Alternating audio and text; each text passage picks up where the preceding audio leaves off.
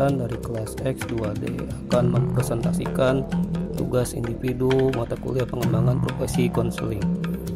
Baik, materi yang akan saya presentasikan yaitu yang pertama mengenai arah, etika, dan prosedur dasar dalam konseling.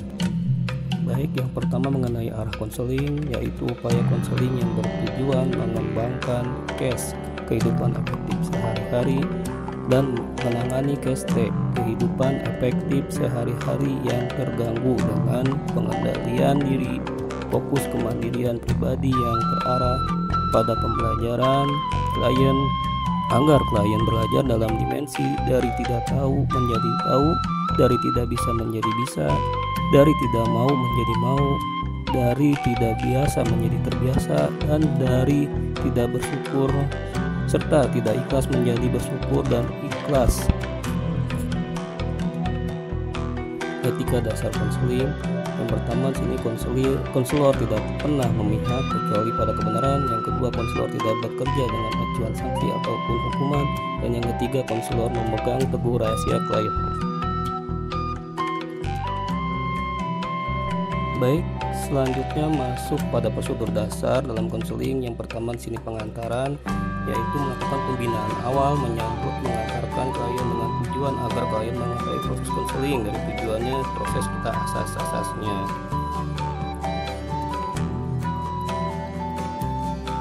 Selanjutnya masuk ke tahap yang kedua, yaitu penjajakan, yaitu mendalami permasalahan yang dialami oleh klien melalui bermacam-macam teknik konseling seperti pertanyaan terbuka, keruntutan, dan dorongan minimal.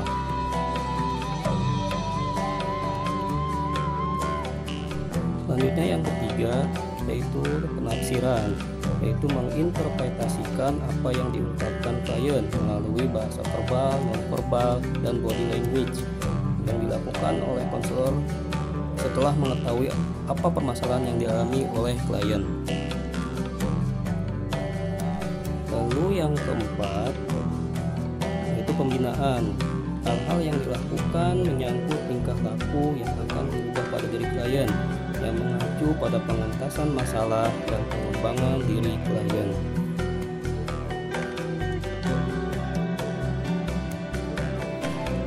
Dan yang kelima yaitu penilaian. Terbagi tiga, yaitu penilaian segera atau laser, penilaian yang kedua penilaian jangka pendek atau Laijapen, dan yang ketiga penilaian jangka panjang atau disebut Laijapang.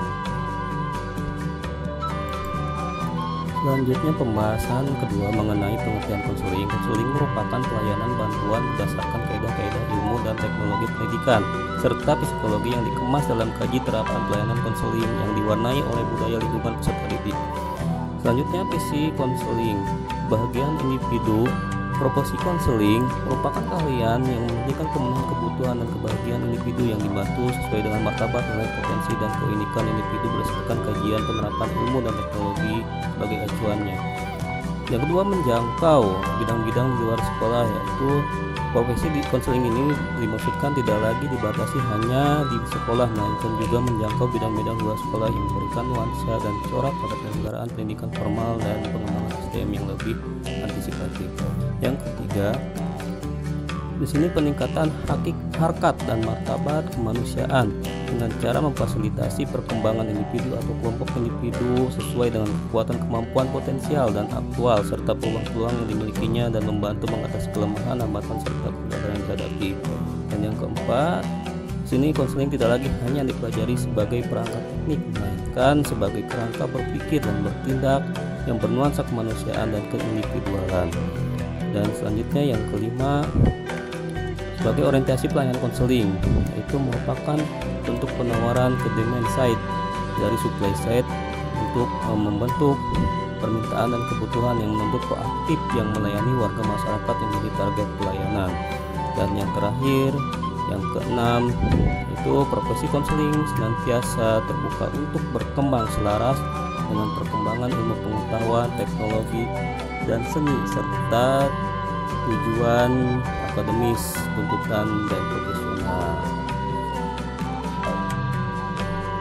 Sekian dan terima kasih.